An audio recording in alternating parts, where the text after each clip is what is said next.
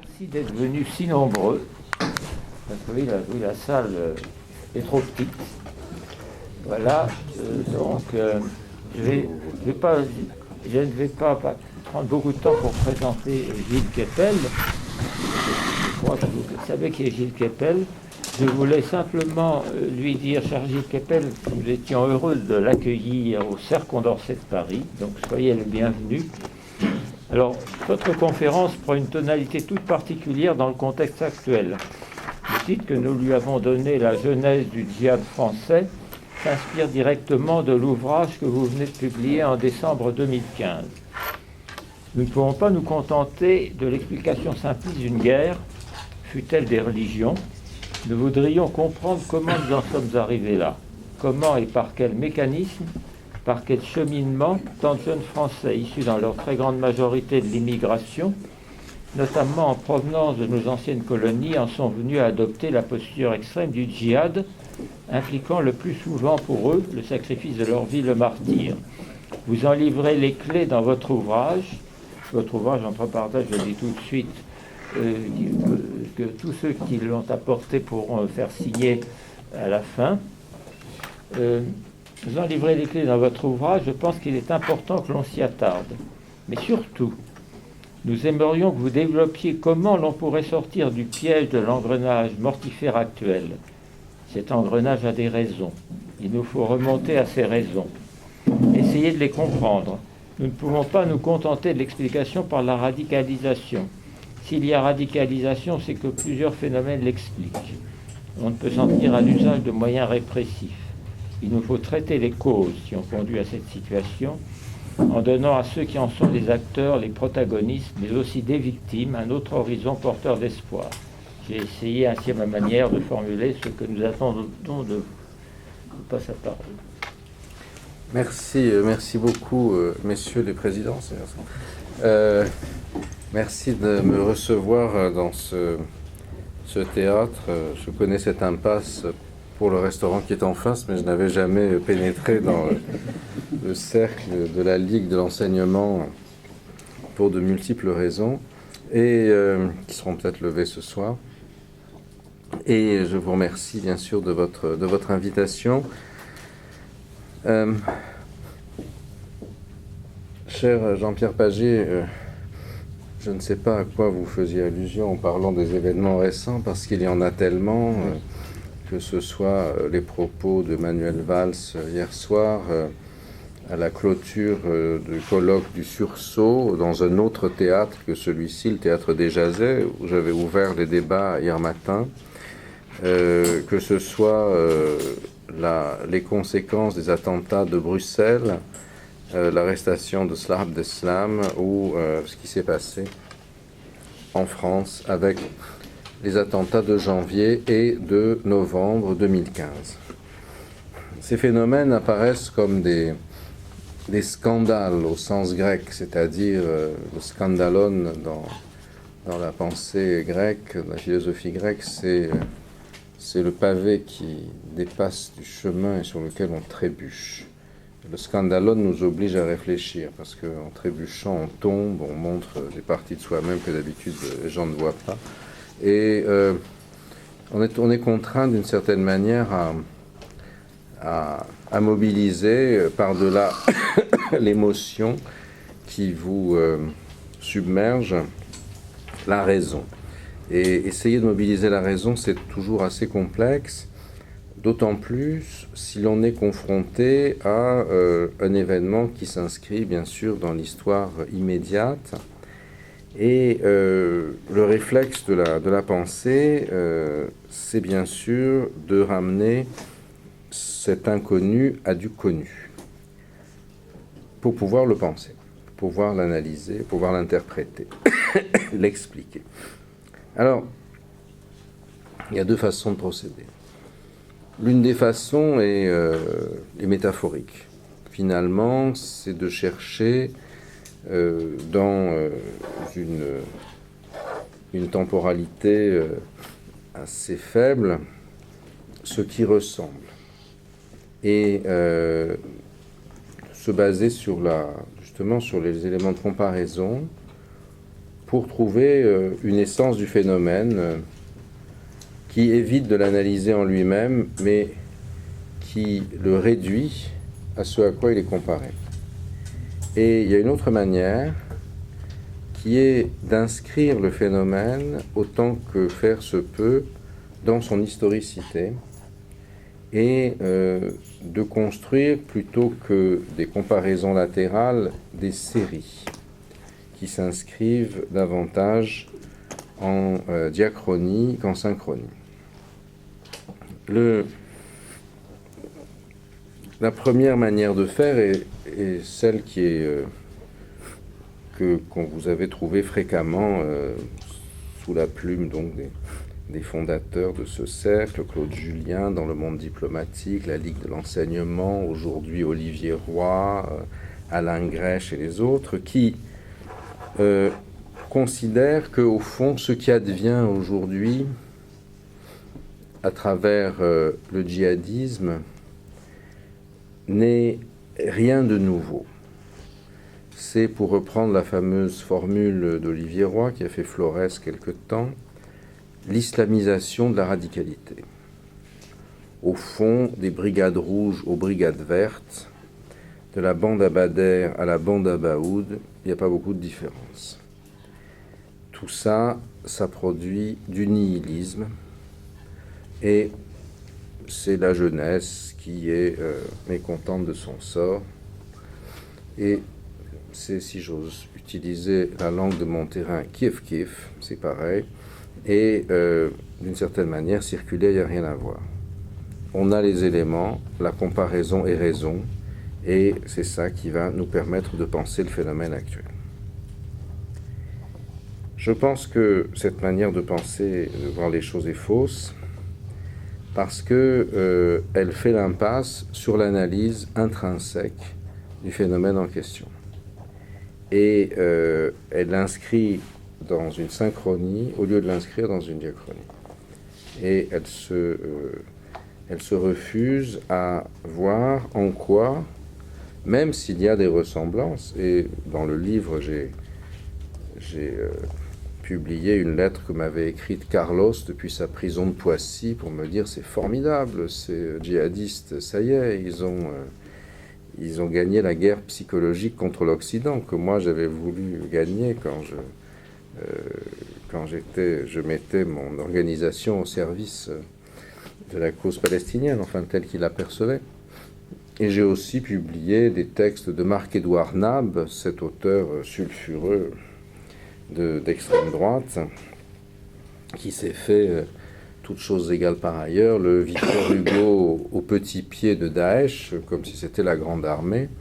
Donc vous avez effectivement, aussi bien à l'extrême gauche qu'à l'extrême droite, des gens qui se reconnaissent dans ce phénomène. Et il y a, pour reprendre un terme que j'ai essayé de remettre en circulation dans le débat public et qui m'a valu quelques soucis avec Mme Le Pen et M. Philippot, il y a des congruences entre, par exemple, les propos et la mode de pensée des recruteurs du djihadisme, en particulier l'un d'entre eux, Omar Homsen, un Sénégalais de Nice, auteur de la vidéo intitulée 19HH, Histoire de l'humanité, et puis ce que vous pouvez voir sur le site Égalité et Réconciliation de Soral et Dieudonné.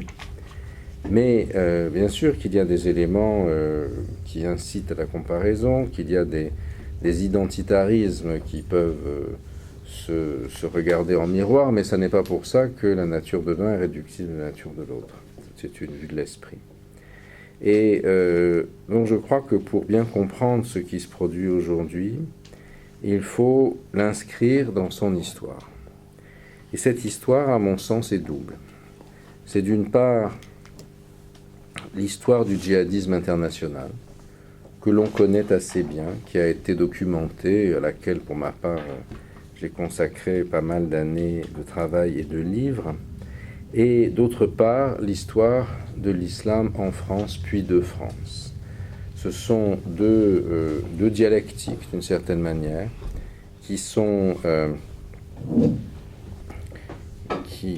parallèles et qui, dans leur dernières phases respectives vont pour partie se rencontrer. Et c'est cette rencontre partielle qui fournit à la fois l'idéologie d'un côté, car sans idéologie il n'y a rien, il n'y a pas de mouvement de ce type, la doctrine si vous voulez, qui elle vient du facteur du djihadisme international, et d'autre part la force sociale qui vient des caractéristiques particulières à la France. Notre pays est le plus gros exportateur de djihadistes en Europe. Pour une fois qu'on exporte quelque chose, vous direz qu'on est satisfait.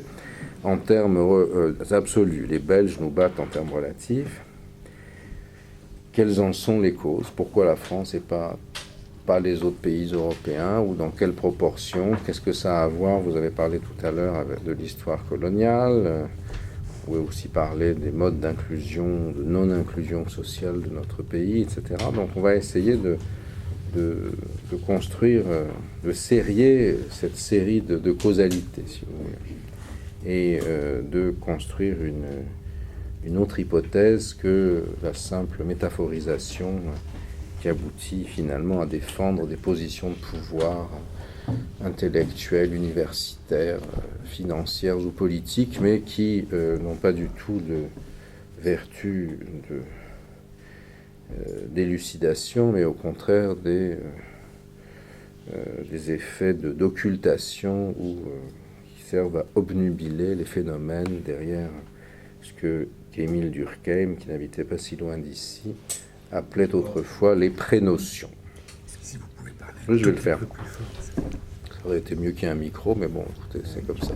Alors, je suis en fin de journée, j'ai fait 2 cours aujourd'hui, 3 entretiens, donc je fais mon possible, mais écoutez, ouvrez bien vos oreilles. Et donc, alors, premier événement, donc première série, la question de l'histoire du djihadisme contemporain. À mon sens, le djihadisme d'aujourd'hui vit sa 3e phase, son 3e moment, et peut-être d'ailleurs la fin de son 3e moment, mais ça, ce n'est qu'hypothétique. Et il se déploie un peu selon le schéma, si je puis dire, d'une dialectique hegelienne. Un premier moment, qui serait le moment de l'affirmation, si vous voulez, se situe entre 1979 et 1997 à peu près. Le deuxième moment, donc c'est celui qui partira de l'Afghanistan et qui ira jusqu'à l'Algérie. Deuxième moment se situe entre 1998 et 2005 et au-delà, c'est le moment d'Al-Qaïda. Le troisième démarre à 2005, il y a un peu de chevauchement avec le deuxième, et il va jusqu'à aujourd'hui. Le terme djihad en arabe est un terme qui est connoté très positivement. Il a de nombreuses occurrences dans le Coran et il signifie l'effort qui est fait pour vivre islamiquement. Vivre islamiquement en conformité avec les préceptes de la religion comme norme, comme idéal de vie, idéal de société. Et pour le comprendre, si la comparaison peut être utile en l'occurrence, c'est par exemple la vie chrétienne, vivre chrétiennement tel qu'on le concevait à l'époque capétienne, si vous voulez, et tel que la chevalerie médiévale en a été l'aboutissement. Une chevalerie qui s'efforce de sortir la violence de l'intérieur de la société et de la projeter vers l'extérieur en la normant, au service de la croisade, par exemple, contre l'hérétique ou contre l'infidèle. Et le djihad, c'est la même chose, d'une certaine façon, c'est le même la même force, à l'exception bien sûr du fait que l'infidèle de l'un c'est le bon croyant de l'autre et l'infidèle de l'autre c'est le bon croyant de l'un. Mais les deux phénomènes sont construits dans une forme de parallélisme. Et la traduction du djihad impératif moral en un moteur social, politique et militaire se construit de cette manière-là. Le djihad, c'est le moteur de l'expansion territoriale de l'islam et ce sera aussi le moteur de la défense de ces territoires conquis ou usurpés du fait de la mauvaise conduite des musulmans, pensent les docteurs de la loi, par les infidèles ou par les mécréants. Vers l'Europe, il y a eu deux grands djihads, et selon les auteurs islamistes contemporains, nous vivons le troisième, celui qui va véritablement vaincre l'Europe et l'islamiser, selon par exemple le Cheikh Kardawi, qui est le principal télé-coraniste, si j'ose dire, de la chaîne El Jazeera, le maître à penser de Tarek Ramadan et de quelques autres. Donc le premier djihad, c'est celui qui aboutit à l'une des deux seules dates que ceux d'entre nous qui sommes allés à l'école en France nous rappelons. C'est pas 1515, la bataille de Marignan, c'est l'autre, 732, quand Charles Martel arrête les Arabes à Poitiers. Et je fais cette blague à dessein, puisque vous savez qu'après janvier 2015, parmi les nombreux Charlie, pas Charlie, il y a eu « Je suis Charlie Martel », qui répondait du reste à l'un des slogans du second tour de 2002, quand Le Pen était au deuxième tour justement, et qui était 732 Charles Martel, 2002 Jean-Marie Le Pen. C'est pas ça qui lui a permis de gagner, mais... Et puis l'autre djihad vers l'Europe, c'est quelque chose qui vous est beaucoup plus familier encore, puisque c'est la base de votre petit déjeuner, c'est 1683, l'échec du djihad ottoman devant Vienne. Vous savez que ce sont les boulangers qui donnent l'alerte le matin et du coup ils font des petits pains qui ont la forme du symbole de l'ennemi vaincu, le croissant, et on le mange dans une sorte de rite anthropophagique face à l'ennemi. Et puis ils pillent le camp des janissaires. Il y a cette espèce de chose qui torréfie, c'est amer, c'est pas terrible. Ils ajoutent du lait, du sucre, hast geschmeckt, et ils vont l'appeler cappuccino parce que c'est la même couleur que la robe du capucin Fra Marco d'Aviano qui avait prêché justement la croisade contre le djihad. Donc, surtout ceux d'entre vous qui liraient Le Monde diplomatique, faites très attention quand vous trempez votre croissant dans un cappuccino. Ça peut être interprété par les contempteurs de Kamel Daoud et quelques autres comme un acte islamophobe et vous risquez de solides sanctions si vous y risquiez. Donc ce djihad va perdre de son efficace au cours des 19e et 20e siècles, même s'il est utilisé, mais en mode mineur, de manière récurrente. Par exemple, la guerre de 14-18, qui oppose l'Empire ottoman, l'Empire prussien et l'Empire austro-hongrois d'un côté, et de l'autre la France, le Royaume-Uni et la Russie, toutes trois puissances musulmanes, donc qui est l'objet d'une fatwa du sultan calife d'Istanbul appelant les musulmans français, anglais et sujets musulmans de la France, de l'Angleterre et de la Russie à se révolter contre les mécréants qui la gouvernent. Et ça n'a pas beaucoup d'effet. Dans les tranchées, quand il y a des spahis ou des tirailleurs, il y a un gars qui sort avec un mégaphone, un porte-voix, qui lit la fatwa. L'histoire militaire est pleine de récits de bravoure, des braves spahis, goumiers et autres tirailleurs qui visent le type jusqu'à le tuer.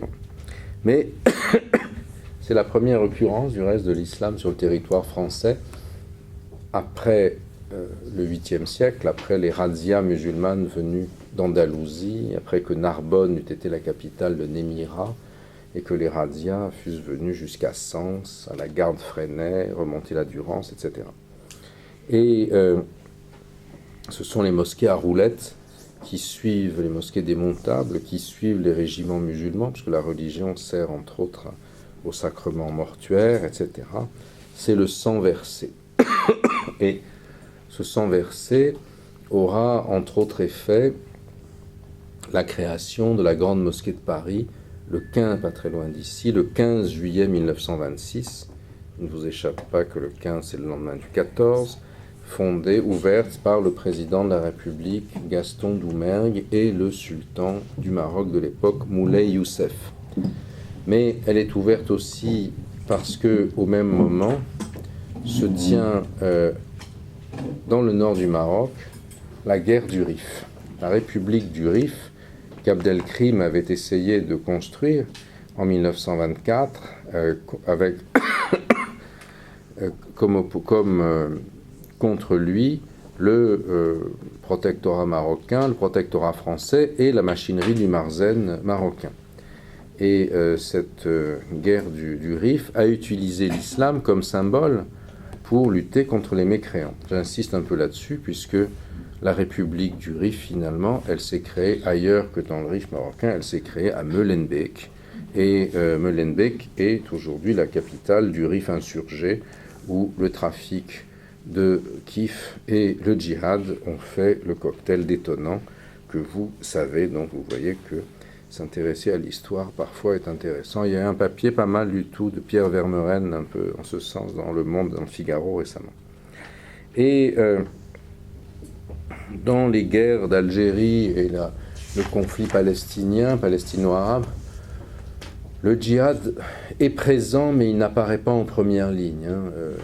Le Monique Gadan a beaucoup travaillé sur les occurrences du vocabulaire islamique dans la guerre d'Algérie, dans le vocabulaire du FLN, qui était destiné ad intra, comme on dirait dans l'Église, c'est pas ad extra. C'était pour mobiliser contre les Français, la population qui avait une lecture religieuse du monde, qui n'était pas allée à l'école française. Et du reste, la Pravda du FLN s'appelait El Moudjahid, ce qui veut dire le combattant du djihad. Et dans le conflit palestinien, qui bien sûr se transcrit en termes d'antisionisme, anti-impérialisme, etc., néanmoins, le mouvement d'Arafat, le mouvement pour la libération de la Palestine, qui en arabe fait l'acronyme Hataf, ce qui veut dire, qui n'est pas un mot très sympathique, est mis à l'envers pour faire Fatah. Fatah, ça veut dire l'ouverture en arabe, Fatah, mais surtout c'est l'ouverture par le djihad, la reconquête de territoires usurpés par l'infidèle. Et donc tout ça, ce sont des choses qui sont présentes, qui sont poreuses pour la population, mais qui bien sûr ne sont pas dans l'agenda, dans les conférences internationales où on traite d'autres sujets. Et ce n'est qu'en 1979 que le djihad reprend toute sa force comme un facteur explicite des relations internationales et de l'ordre du monde, avec, excusez du peu, pour marraine de ce baptême, si je puis dire, l'Arabie saoudite, et pour parrain, l'oncle Sam. Et en effet, l'année 1979 est une année où les États-Unis croient que ça va au Moyen-Orient, les Égyptiens et les Israéliens ont signé la paix sous les auspices du président Carter, mais la brèche est colmatée sur cet endroit-là, et un autre irritant commence de l'autre côté, puisque le 1er février, Khomeini est revenu de Naufle-le-Château dans un avion d'Air France, comme celui qui va faire le voyage inaugural dans quelques jours, au bord duquel je me trouverai, mais je ne sais pas si je porterai un voile ou pas. Et donc, il revient de Naufle-le-Château, où il était, comme vous le savez, le voisin de quelqu'un dont les pièces ont été jouées dans cette enceinte, un peu au-dessus, Marguerite Duras. Je ne sais pas quelle œuvre a le plus influencé l'autre, mais Allah reconnaîtra les siens. Et donc ça, c'est pas bon du tout pour les États-Unis et l'Occident. Khomeini attaque le grand Satan. D'ailleurs, le petit Satan français va suivre, en dépit des bonnes pâtisseries de Naufle-le-Château. Et comme un malheur n'arrive jamais seul, le jour de Noël, le 24 décembre 1999, le cadeau, c'est l'invasion de l'Afghanistan par l'armée rouge, puisque le régime philo-communiste, peut-être un peu extrémiste, a voulu athéiser à coups de trick toute la population afghane qui s'est révoltée, avec un peu de soutien de l'oncle Sam aussi, et se sont trouvés en mauvaise posture, et un peu comme en Tchécoslovaquie en août 68, Moscou a envoyé, selon la doctrine Brejnev, un contingent et une nouvelle équipe pour le remplacer. Simplement, l'Afghanistan n'était pas contenu dans le pacte de Yalta, et ça a eu des conséquences. Les États-Unis, qui sortent à peine du Vietnam, vont trouver là l'occasion à la fois de porter l'estocade au système soviétique et aussi de le faire au moindre frais. Ils ne peuvent plus envoyer le contingent où que ce soit après le Vietnam, 4 ans après la fin du Vietnam, et donc ils vont, en accord avec leurs alliés pétro-monarchiques, les Saoudiens principalement, le Koweït aussi un peu et d'autres, ils vont créer ce concept de djihad mobilisateur pour libérer, djihad défensif, pour libérer une terre musulmane usurpée par les infidèles, en l'occurrence les athées communistes soviétiques, et ils vont appeler djihad cette opération. Une opération qui est financée par les pétromonarchies, donc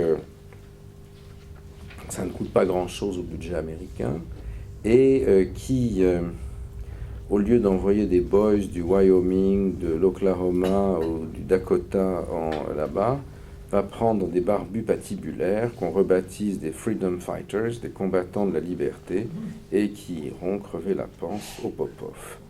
Et c'est la CIA fournissant les armes, les missiles Stingers, etc. Et donc c'est ainsi que se crée cette espèce de sainte alliance, d'une certaine manière, entre l'Amérique et l'Arabie Saoudite, et que le concept du djihad sort d'une boîte, tel le génie le djinn de la bouteille, ou plus exactement, telle la boîte de Pandore qui s'ouvre. Le djihad en Afghanistan va permettre effectivement de porter l'estocade finale à l'URSS, mais les conséquences s'en feront sentir jusqu'à aujourd'hui, au passage, en ayant un retour de manivelle massif aux États-Unis avec le 11 septembre 2001, ou comme on le dit en anglais, their chicken came home to roost, ou plus exactement en l'occurrence, their halal chicken came home to roost. Et il y a deux types de djihadistes. Enfin, il y a les moudjahidines, qui sont les Afghans, qui combattent pour leur pays, financés par les Saoudiens, armés par les Américains, trained and equipped par la CIA. Mais vous avez aussi, et on est quelques-uns à fabriquer ce néologisme à l'époque, les djihadistes. Ça veut dire la même chose que moudjahidines, combattants du djihad, mais en utilisant ce néologisme et en ajoutant un suffixe latin, l'idée c'est de montrer qu'il s'agit de combattants étrangers qui sont mus par la cause et l'idéologie plutôt que par la défense de leur territoire. Ils viennent d'Arabie Saoudite, d'Égypte, d'Algérie, un peu de France, la région lyonnaise et alsacienne en particulier, du Pakistan, et ils vont s'endoctriner et s'entraîner dans ces camps. Et va se faire là la fusion entre plusieurs idéologies qui va donner le corps de doctrine de ce qu'on appelle aujourd'hui le salafisme-djihadisme, et qui est l'idéologie qui prévaut jusqu'à jusqu'à Molenbeek, si j'ose dire. Qu'est-ce que c'est que cette idéologie? Donc le salafisme, c'est un mot qui vient de l'arabe salaf, qui veut dire les ancêtres. En l'occurrence, ça désigne ceux qui ont été dans la logique d'une connaissance des propos et des dits et des attitudes du prophète Mohammed, qui est une norme pour l'islam, une norme référentielle, au même titre que le Coran, c'est un peu les évangiles de l'islam, si vous voulez, sont ceux qui ont été témoins, qui ont rapporté avec véridicité ce qu'il a fait et ce qu'il a dit. Et le problème, c'est que la production de hadith commence au IIe siècle de l'histoire de l'islam, et elle est caractérisée par des dizaines de milliers d'unités, tout un chacun produisant un hadith pour justifier son situation, sa volonté ou son action. Par exemple, Tarek Ramadan est mieux que Tarek Obrou, par exemple, hadith produit par Alain Grèche. Donc Alain Juppé, en prenant, fait le contraire. Alors, Tarek Obrou est mieux que Tarek Ramadan. Donc, comment différencier là-dedans? Toute la tradition musulmane s'y met. Il y a un consensus de docteurs qui vont classer les hadiths du plus authentique, c'est-à-dire si la chaîne de transmission semble fiable, si ça aboutit à quelqu'un qui connaissait le prophète, jusqu'à ceux qui apparaissent les plus forgés, comme on dirait en anglais. Et il n'en reste que beaucoup moins, que 2 ou 3 recueils, qui sont ceux que la plupart des musulmans dans l'histoire ont utilisés, et en dehors de ce qui est couvert par le texte coranique et le hadith, on utilise la raison des oulémas, le consensus, etc.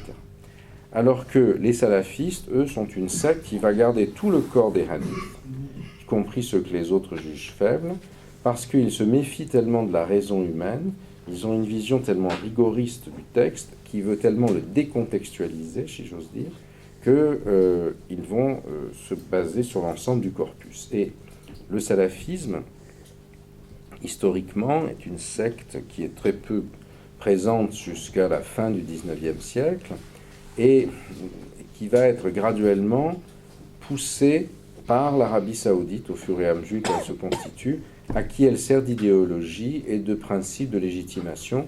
Elle va connaître un développement extraordinaire qui suivra l'envolée des prix du baril, puisque c'est celle qui justifie le contrôle par l'Arabie saoudite, par la monarchie saoudienne de sa rente pétrolière, et justifie qu'elle ne partage pas avec d'autres.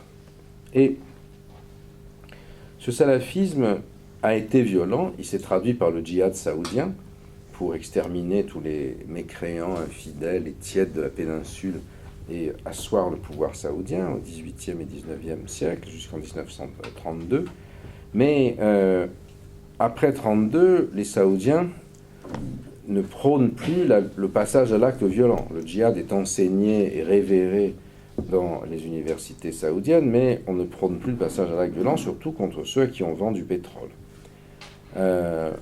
Or, en Afghanistan, ce djihadisme est réactivé dans le milieu saoudien, contre les athées soviétiques, et il est réactivé en plus en ayant en se mêlant, et c'est le mélange entre le fils du magnat du BTP saoudien Osama Ben Laden et le docteur Ayman Azawahiri, un Égyptien de très bonne famille, et qui lui est un disciple des frères musulmans les plus extrémistes, notamment Sayyid Qutb, pendu par Nasser en 1966 et apôtre de l'usage de la violence pour s'emparer du pouvoir et faire l'État islamique.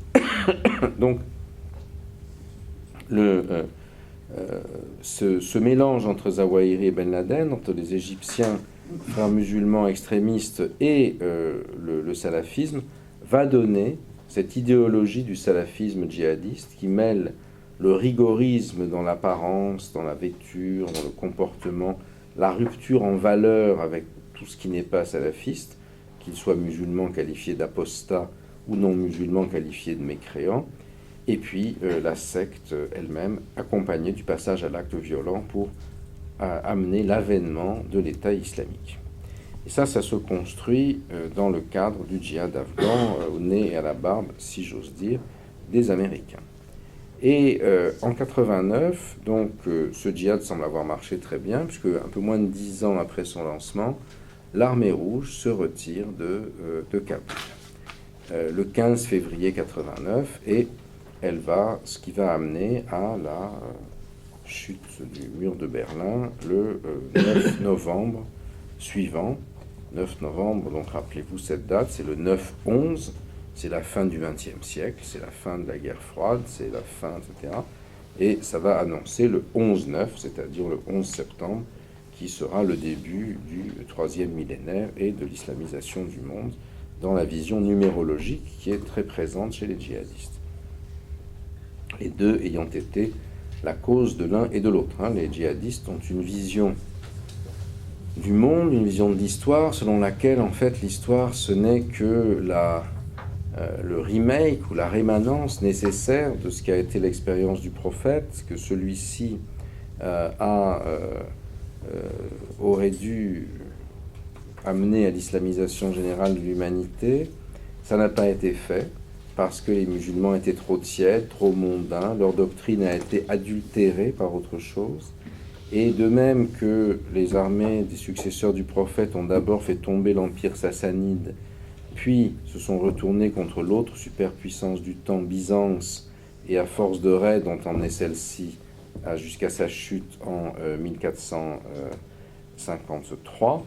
De même, les djihadistes, emmenés par Ben Laden et compagnie, ont fait tomber l'empire soviétique, empire sassanide de notre temps, à travers Kaboul, et ensuite se retourne contre la Byzance d'aujourd'hui, c'est-à-dire New York, ce qui sera le premier, la double razzia bénie, ou s'il y a des arabisants parmi vous, Razouetain el Mubarakatain, du 11 septembre 2001.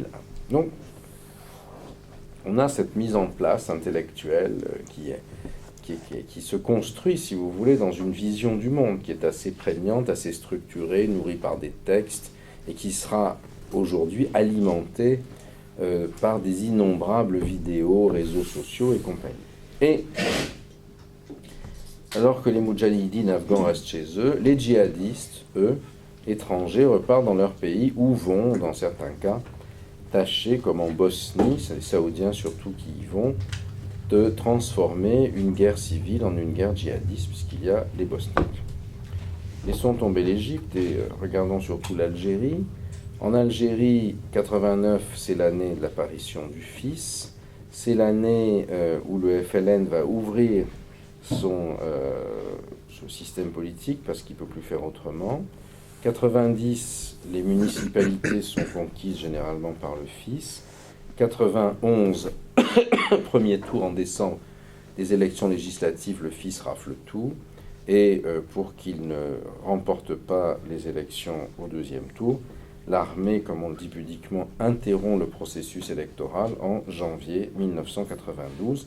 Et on va avoir 50 guerres civiles qui sont modelées en grande partie sur les logiques du djihad afghan, puisque un grand nombre d'Algériens sont revenus d'Afghanistan.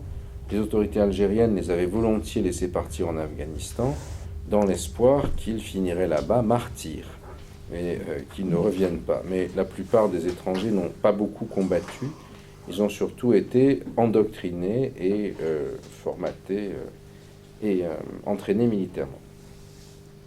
50 guerres civiles de djihadisme, au début qui bénéficient d'une assez large sympathie de la population à cause de l'interruption des élections, et dont vous savez aussi qu'elle déborde en France, puisque ce sera l'affaire Kelkal en 95 notamment, et qui finit mal pour les djihadistes, puisque à force de partir dans l'hyperviolence, d'excommunier tout le monde et de se massacrer entre eux, finalement le groupe va s'affaiblir, se rétracter, et il n'aura plus de défenseurs.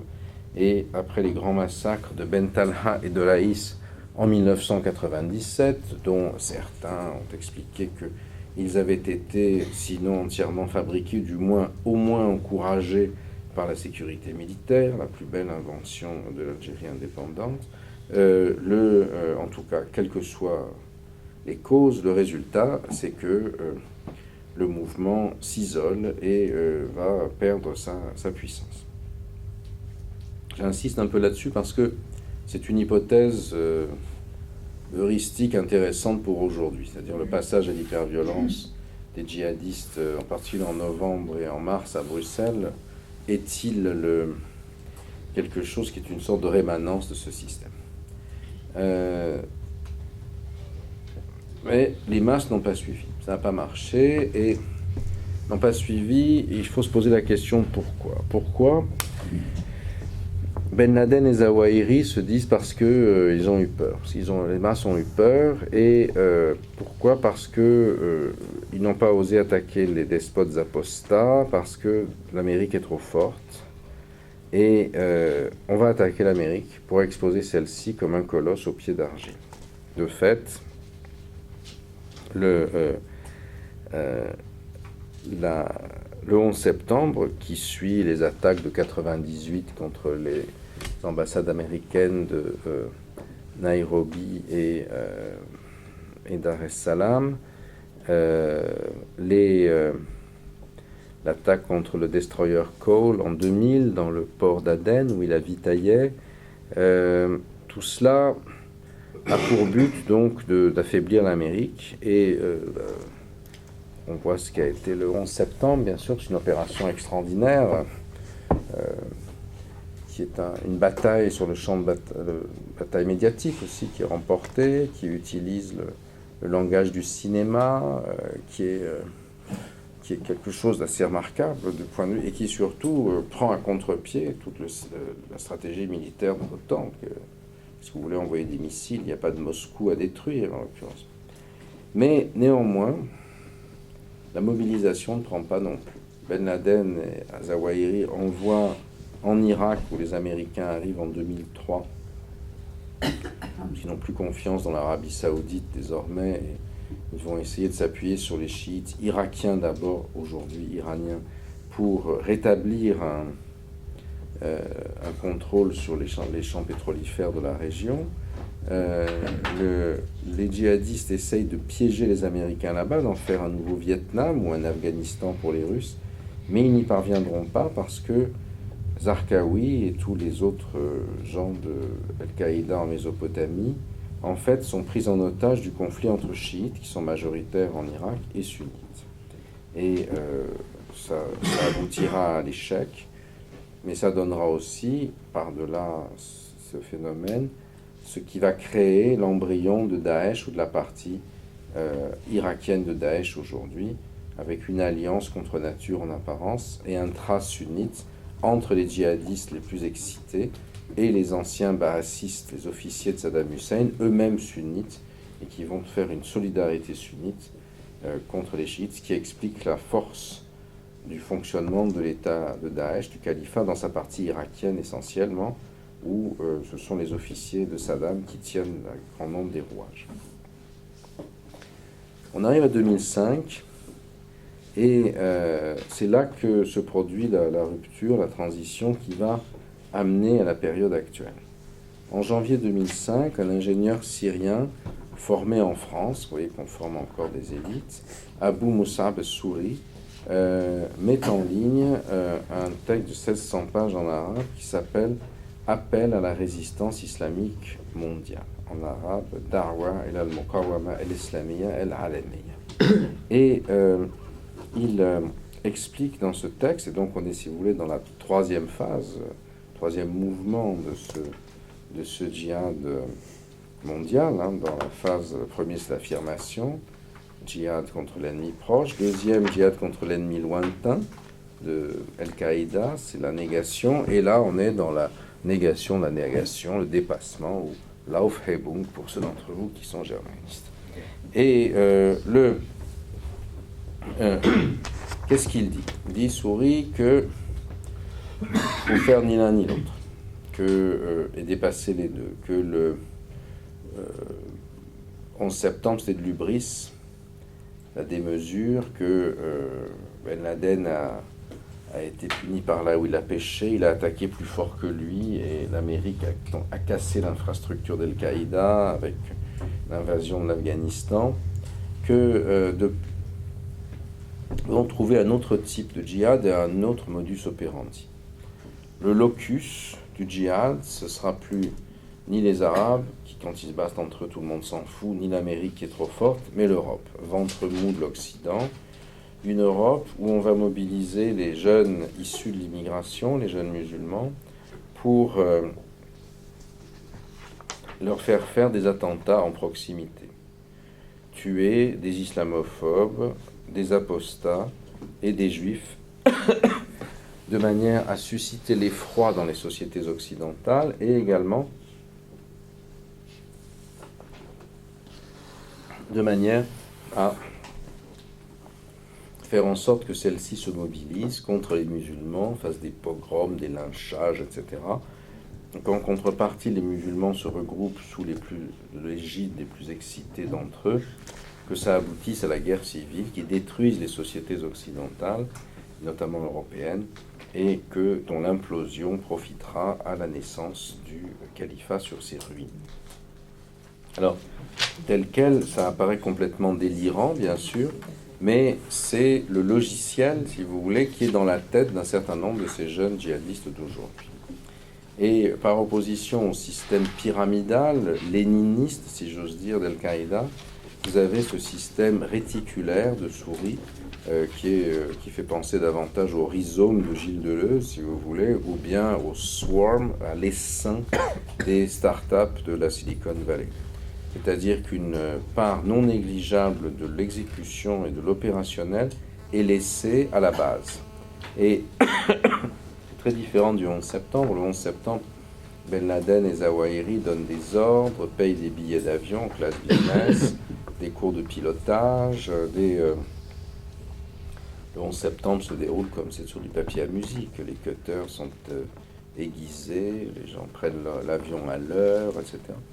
Et alors que, on va le voir en janvier et plus encore en novembre et en mars, il y a une part d'improvisation et de mauvaise exécution qui va finalement empêcher le modèle djihadiste de réussir. C'est-à-dire toujours la même chose, l'économie politique du djihadisme, terroriser, sidérer, etc., mais en même temps mobiliser. Et si la logique, si la violence djihadiste ne se traduit pas par la mobilisation, alors la violence se retourne contre ses perpétrateurs. Et le temps qui est laissé pour ça n'est pas très long, certainement. Donc, le phénomène se met en place. Il n'est pas pris au sérieux. Il n'est pas pris au sérieux par le monde du renseignement, que ce soit en France en particulier, où le renseignement a réussi à casser le logiciel d'Al-Qaïda. Tout le monde a été arrêté avant de faire des attentats sur le sol français. Et donc, ils ont compris le système pyramidal, ils ont su où interpréter les communications, quelle mosquée aller écouter, etc. Et finalement, ils s'endorment un peu sur leur laurier. Et ils ratent la révolution culturelle du djihadisme 3G. C'est en janvier que le texte de Souris est mis en ligne, et le 14 février 2005, c'est la Saint-Valentin, bien sûr, c'est aussi le jour où Hariri est assassiné, mais c'est surtout, pour notre propos, le jour où YouTube enregistre sa marque, dépose sa marque dans un tribunal de Californie. Et effectivement, ça va tout changer, puisque le partage de vidéos, suivi ensuite Facebook, Twitter, WhatsApp, etc., et des réseaux sociaux, va justement créer les conditions de possibilité du développement de ce djihadisme réticulaire. Et celui-ci a une efficace à laquelle personne ne pouvait s'attendre. Alors, le phénomène donc se propage à la fois sur les réseaux sociaux, où l'accès à la production d'images change complètement la norme, crée un imaginaire exceptionnel dont on a aujourd'hui un florilège absolument impressionnant, parce que ça c'est facile à attraper, utilise aussi l'incubateur carcéral. Tous ces gens qui sont mis en prison, ils vont être mélangés à des droits communs, à qui ils vont expliquer que s'ils sont en prison, bien sûr, ils ont peut-être dérapé, mais c'est parce que la société des mécréants est islamophobe, et que, au fond, leur rédemption, ça consiste à utiliser leur violence, non pas pour braquer des banques ou détrousser des vieilles dames, ou estourbir des vieilles dames, mais pour se mettre au service du djihad, d'être un soldat du djihad.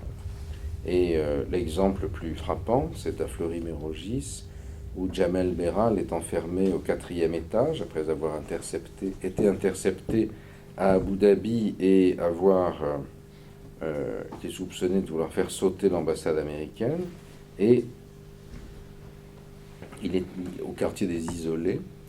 Et puis au 3e, on met en 2005 un certain Chérif Kouachi, qui a intercepté à Orly en partant pour l'Irak au djihad, et un certain Amédi Koulibaly, un braqueur multirécidiviste de Grigny dans l'Essonne.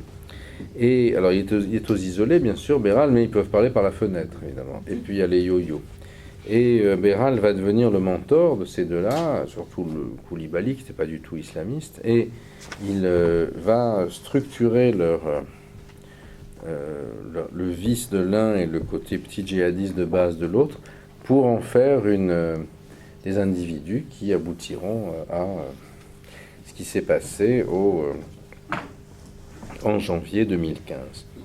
Et ça, dans la cécité totale du renseignement et de l'administration pénitentiaire, alors qu'on a une population qui est administrativement contrôlée, hein, bien sûr, c'est-à-dire les prisonniers. Et dernier point qui est très fascinant dans le texte de Souris, qui est écrit en 2005, on me dirait que c'était un Syrien qui avait vécu en Europe, qui connaissait en France, en Espagne, s'était marié avec une ancienne trotskiste qu'il avait dûment niqabisée, ce qui lui avait permis d'avoir un passeport Schengen, qui est quand même le kit de base pour le djihadiste. Et en Angleterre, dans le Londonistan, où il se faisait le relais des actions du GIA algérien.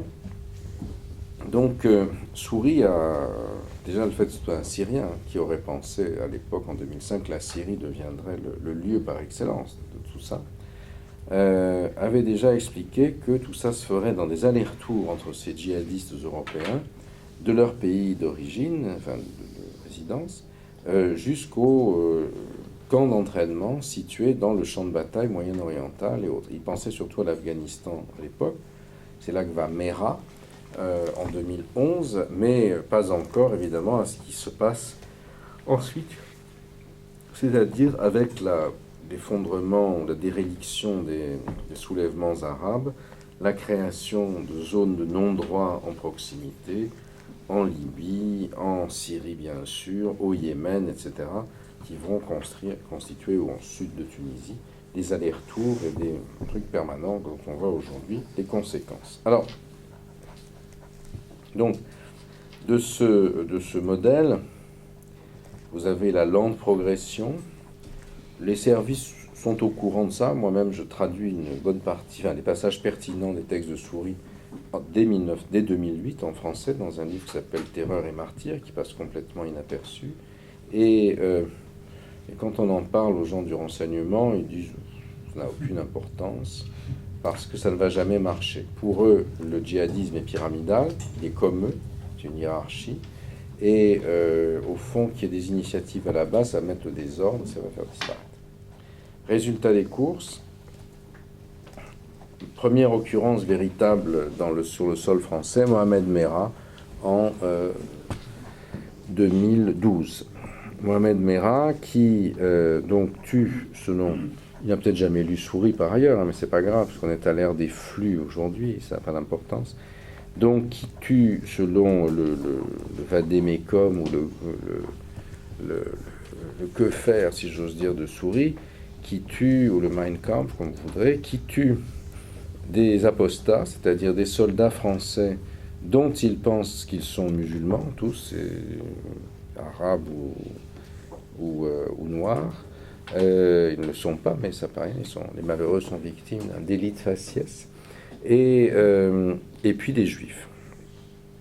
Les juifs en question, il les tue à l'école Ozar HaTorah le 19 mars 2012, c'est-à-dire 50 ans jour pour jour après le cessez-le-feu de la guerre d'Algérie. Alors, je ne suis pas sûr que Merah ait été Rah, dont le nom veut dire insolent, effronté en arabe d'ailleurs, et de même que Abaoud en Tashlahit, en dialecte du sud du Maroc, ça veut dire désigne la tique qui suce le sang du chat. Et donc Merah, effronté, insolent, comme on le voit sur ces vidéos, tue les Juifs le 19 mars 2012. Peut-être ils ne le savaient pas que c'était ce jour-là, peut-être ses commanditaires le savaient-ils pas, on ne sait pas très bien. Mais en tout cas, son frère, Abdelrani, qui a écrit un livre, qui n'était pas d'accord avec le reste de la fratrie, explique comment la famille a été élevée dans une haine de la France terrible. Et la mère s'est réjouie qu'il ait mis son fils à genoux, que son fils ait mis la France à genoux, etc. Et elle est fière, on dit la mère et la sœur en particulier. Et c'est un phénomène qui est intéressant parce qu'on voit bien là comment, au fond, le matériau rétrocolonial est important. Il est important parce que le 19 mars, c'est des milliers d'odonymes en France. Et si les dames me permettent ce langage, c'est la rue Laquille-Bordel, c'est-à-dire c'est la fin le contingent rentre. Hein.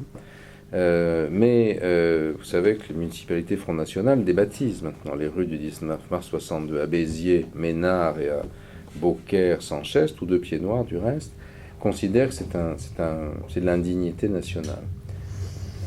Hollande a essayé la semaine dernière, enfin il y a 15 jours, sous l'égide de son ami et conseiller Benjamin Stora, de mettre à plat cette histoire du 19 mars. C'est l'Empire, on était tous dedans, on doit passer de la mémoire à l'histoire. Et il a voulu commémorer le 19 mars, vous vous en souvenez peut-être. Sarkozy et Le Pen avaient déjà préparé des discours enflammés pour dénoncer sa trahison. Patatras, personne n'a rien entendu puisque Salah Abdeslam a été arrêté la veille à Bruxelles. Et c'est intéressant, c'est la deuxième occurrence du djihad qui se superpose au 19 mars 62. Et ce qui est en soi, qui est intéressant, je pense, qui est significatif à analyser si on fait attention aux choses. Donc, un certain nombre de gens ont expliqué, c'est un loup solitaire, hein, les ignorants qui ne connaissent pas toute cette histoire. C'est pas du tout un lone wolf, c'est quelque chose qui s'est très bien décrit. Et Merah est célébré comme un héros dans la djihadosphère et comme celui qui a vraiment donné le signal de ce qu'il fallait faire. Et après d'autres affaires, Nemouche, etc., il y a finalement ce qui se produit en janvier et en novembre 2015, puis mars 2016. En janvier, le phénomène c'est assez bien exécuté d'un point de vue souris, puisque donc on tue des islamophobes, entre guillemets, les dessinateurs de Charlie Hebdo, un apostat, entre guillemets, le policier Ahmed Mrabet, et des juifs, sans guillemets, à l'hypercachet. Et l'apostat, ça passe pas très bien. Dans la djihadosphère, on se félicite de ce que Mrabet ait été tué. Dans le milieu, près de chez lui, à Livry-Gargan, à Clichy-Montfermeil, où j'ai beaucoup travaillé, ça passe pas de dire que c'est un apostat. Et alors on va expliquer qu'en réalité il a été tué par le Mossad et qu'il ira au paradis. Et manifestation de dissidence. Et donc bien sûr il n'y a pas de pogrom, etc. comme Souris l'avait prévu ou espéré, mais c'est clivant.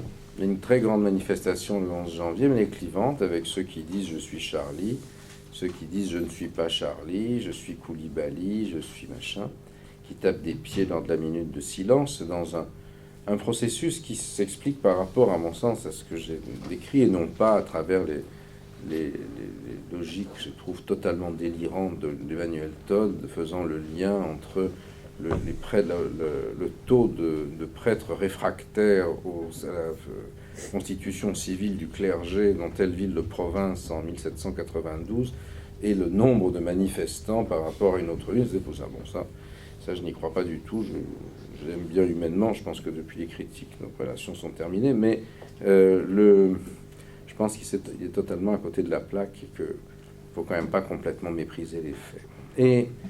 Et donc, en revanche, novembre n'est pas du tout bien exécuté, de mon point de vue, enfin, de leur point de vue aussi. Vous lisez le communiqué et c'est l'attaque contre la France dépravée, Paris, ville capitale à dépravation. On a tué 200 croisés, etc. Parmi les 200 croisés, il y a au moins une douzaine, sinon plus, il n'y a pas 200 de toute façon, mais de jeunes d'origine musulmane. Et le message va avoir beaucoup de mal à passer. Je vais pas mal en prison, pas assez sans doute selon certains de mes collègues qui voudraient que j'y reste pour toujours, mais ainsi que mes étudiants, on rencontre des djihadistes, des musulmans non djihadistes, etc. Et le 13 novembre n'est pas du tout bien passé. Le 13 novembre à 19h, la lumière s'éteint, comme dans toutes les prisons. Tout le monde est sur BFM. Et qu'est-ce qu'on voit? Des gars qui viennent se faire exploser au Stade de France. Et je cite l'un des derniers prisonniers qui m'en a parlé. On se dit, mais c'est des barjots. Il y a mon frère qui est au Stade de France, il y a mon cousin. Parce que, en fait, toute la Seine-Saint-Denis y va. Et c'est un peu comme la population carcérale, celle du Stade de France. C'est-à-dire avec une très forte proportion musulmane. Et là encore, même parano-complotistes qui circulent par le téléphone arabe, si j'ose dire, et portable, c'est le Mossad. C'est le Mossad qui vient pour tuer les musulmans en France. Et certains pensent même qu'ils vont venir dans les prisons, profitant de leurs accointances, car le Mossad en a partout, comme chacun sait, pour faire ouvrir les prisons et massacrer les musulmans à la mitraillette. Alors le lendemain, même si cette vision complotiste se dilue un petit peu, néanmoins, ça ne fait pas un gros capital de sympathie pour Abaoud, si vous voulez, hein, la tique qui suce le sang. Et donc, il n'y a pas des milliers de likes comme pour Mera, ni comme pour Koulibaly. Et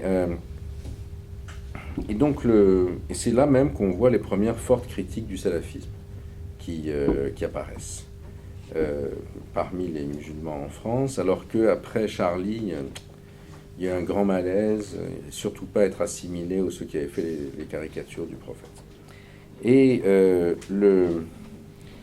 en mars, en Belgique, d'une certaine manière, si je ne me trompe pas, mais bon, à titre hypothétique, disons, c'est la fin de course. C'est le même groupe. Déjà, Abdeslam, c'est pas une figure terrible, parce qu'il a déserté, il était se réfugier dans les jupes de sa mère, il s'est rendu sans combattre, et là, il dit qu'il est prêt à se passer à table et à collaborer. Donc ça, c'est vraiment pour la propagande de Daesh qui passe son temps à héroïser ses soldats, c'est pas tellement un bon client. Et les autres, finalement, si on prend au sérieux les éléments qu'on a du pseudo-testament de Bakraoui, il explique qu'il ne va pas passer sa vie en prison. Et tout ce qui reste du groupe, apparemment, se suicide au sens propre, y compris l'artificier, qui est la clé du système, Ashrawi. Et ce suicide, bien sûr, on le fait en tuant le plus de gens possible. Mais là encore, quand on va dans le métro, ceux d'entre vous qui êtes allés dans le métro en général, et à Bruxelles en particulier, savent que le métro est suremprunté en proportion par des populations issues de l'immigration, et notamment marocaine à Bruxelles. Donc, mon sentiment, c'est que finalement, cette troisième phase du djihadisme n'a pas mieux réussi que les deux autres. Même s'il y a eu plus de morts, même s'il y a le radar, même si Daesh a réussi à se créer, on peut en parler dans le temps qui nous reste, néanmoins, la question principale, qui est celle de la mobilisation des masses, me semble aujourd'hui en difficulté. Et on le voit bien dans les vidéos qu'ils ont diffusées depuis lors. Il y a un gars qui est un ancien danseur de hip-hop, on reconnaît parce qu'il lui manque cette dent, maintenant il a une barbe, etc., qui dit « Ouais les gars, les frères, qu'est-ce que vous faites en France ? On vous a montré comment faire, vous continuez à être avec ces mécréants, avec ces cofards, il faut tous les tuer comme nous on a fait. » Ça ne marche pas. La dernière vidéo n'est plus atroce, c'est celle où on voit les gars du 13 novembre, quelque part en Syrie, quelques semaines avant, égorgés en ralenti, en close-up, des prisonniers, des Syriens en tenue orange, et sur l'écran s'incruste en français et en arabe le mot mortad, apostat. Ce qui signifie que ce ne sont pas ni des alaouites ni des chrétiens, ce sont des musulmans comme eux, sunnites, mais des musulmans qui appartiennent à d'autres groupes, Jabhat al-Nusra, Armée syrienne libre, etc. Et à qui s'identifient nos compatriotes musulmans qui regardent ces vidéos ? Aux assassins ou aux victimes ? Moi, mon sentiment, c'est plutôt aux victimes. Et c'est pourquoi j'ai l'impression que l'analyse de ce phénomène, si vous voulez, si on l'inscrit en diachronie, si on essaye de comprendre les séquences, les récurrences, ne nous donne pas forcément la clé absolue, parce qu'il y a toujours des éléments qui manquent dans les enquêtes, etc. Mais en tout cas, nous propose un modèle interprétatif. Alors après, on peut le réfuter ou le conforter, mais il me semble que, si vous voulez, dans cette affaire, l'idéologie, la rupture salafiste joue un rôle extrêmement grand. On ne peut pas dire simplement réduire tout ce que je vous ai raconté ici à un remake peinturluré en vert des Brigades Rouges. C'est pas la même histoire. Elle a des ressemblances par-ci par-là, mais ça n'est pas, c'est peut-être ce que feu Annick Riegel appelait la contagion des révolutionnarismes.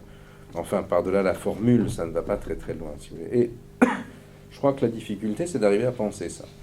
Comment on peut le penser ? Je crois que le rôle de l'université est très important. L'université méprisée, humiliée, sous-payée, que la doxa médiatico-politicienne met de côté, en fait, dans des questions aussi compliquées, un véritable rôle à jouer. Un véritable rôle à jouer, parce que le discrédit du discours politicien et la médiocrité des médias, à l'heure où la chaîne en continu sont obligés de bourrer les plateaux d'experts plus nuls les uns que les autres, sont évidemment incompétents. Il n'y en a pas un qui connaît l'arabe, il n'y a quoi que ce soit, ni qui a foutu traîner ses guêtres à Clichy. Tout ça aboutit, si vous voulez, je crois, à une revalorisation de la lecture, du livre, du savoir, du débat dans la société civile. Si je prends mon simple cas, ce livre a eu beaucoup de retentissement. Je dois faire 6 ou 7 conférences par semaine jusqu'à périnder à cadaver, si j'ose dire, jusqu'à ce que je crève. Et je suis pas loin là ce soir, parce que sans micro, mais il a fait dur. Et en fait, je crois qu'il y a un débat qui se construit, si vous voulez. Un débat, mais l'objet du débat, c'est d'arriver et c'est ça le travail de l'universitaire, c'est d'essayer de produire des concepts opératoires pour essayer de comprendre ce qui se passe. Alors, on peut les discuter, ils sont falsifiables, mais il ne faut pas fabriquer des prénotions. Il ne faut pas se contenter d'élucubrations idéologiques qui ne font que défendre des positions de pouvoir. Si on fait ça, on se condamne à l'ignorance et on fait le jeu de ceux-là même qui sont devenus aujourd'hui les ennemis de la société. Voilà. Merci. Merci beaucoup. Merci beaucoup, Gilles Kepel, pour c'est un film que vous avez déroulé devant vous. C'était absolument passionnant. Il nous reste une demi-heure. Bon, il va certainement y avoir des questions qui sont posées. Je vois déjà quelqu'un qui lève 2 personnes, 3 personnes. Christian Sauter qui nous a fait le plaisir de faire partie de notre auditoire aujourd'hui. C'est lui qui a fait ce résumé qu'on vous a envoyé d'ailleurs. Alors, donc, je commence par Pierre Écossais, que j'ai vu lever le premier la parole. Ne serait-il possible d'expliciter un peu votre analyse du salafisme? Parce qu'on entend aujourd'hui deux types de discours. Dans le salafisme, il y a des gens qui sont pieux, donc il y a le droit d'être pieux dans toute religion, et par conséquent, nous n'avons pas à nous mêler des différents courants de l'islam. Bon, ça n'est pas en tant que tel un problème. L'autre courant qui dit le salafisme, c'est l'antichambre du djihadisme, et il faut attaquer le salafisme. Évidemment, il y a les propos du Premier ministre d'hier, et évidemment, pour un État laïque, se mettre à intervenir dans les écoles de religion, c'est un peu compliqué. Alors, est-ce que largement, est-ce que le salafisme est en train de pourrir l'islam de France et d'accélérer la formation, l'état d'esprit des djihadistes de demain? Peut-être prendre plusieurs questions, comme ça j'ai essayé de retrouver un peu de voix. Jean-Claude Henrard voulait... Non Il y avait Jean-Claude Henrard. Et puis Bernard, oui. Est-ce que vous... J'ai pas très bien compris les liens entre Souris, le djihadisme réticulaire, et Daesh. Première question. Est-ce qu'il y a un lien très fort entre les deux? C'est ça ma question. Et la deuxième, je lisais l'État totalitaire, le totalitarisme de Hannah Arendt, et je trouve que Daesh a beaucoup de parenté avec le stalinisme et l'hitlérisme. C'est-à-dire que d'un côté, il y a la nature, de l'autre, il y a l'histoire, c'est-à-dire la lutte des classes, et troisièmement, il peut y avoir la religion. Et je m'interrogeais, est-ce que les gens qui sont à la tête de Daesh ont une connaissance finalement du système, du phénomène totalitaire? Parce que ce qui se passe actuellement ressemble beaucoup à ce qui se passait sous Staline ou sous Hitler au nom de la religion.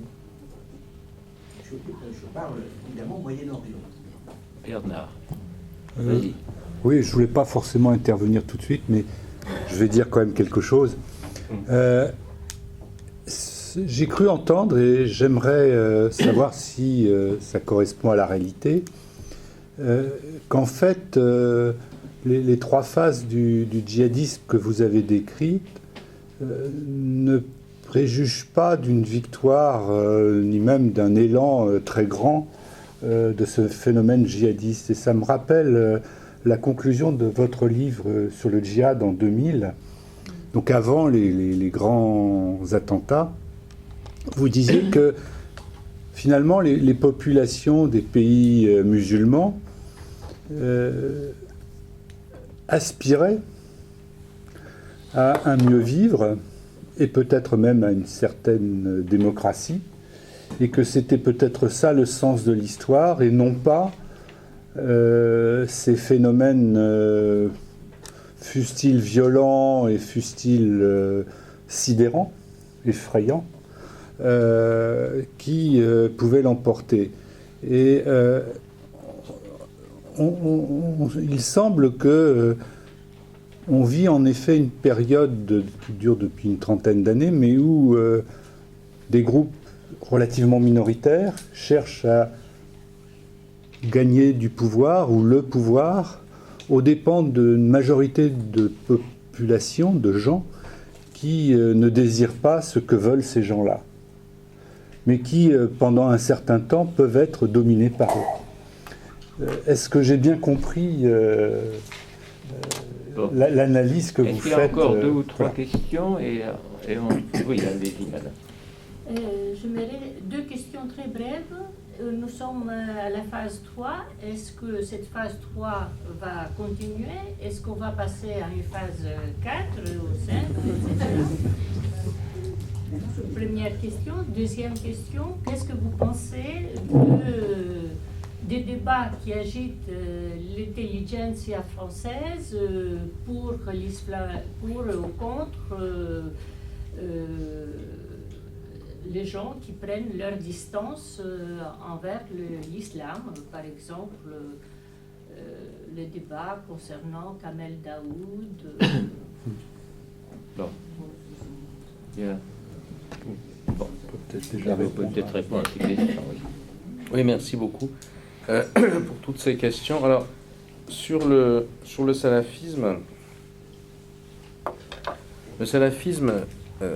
j'en ai dit déjà quelques mots en termes historiques tout à l'heure,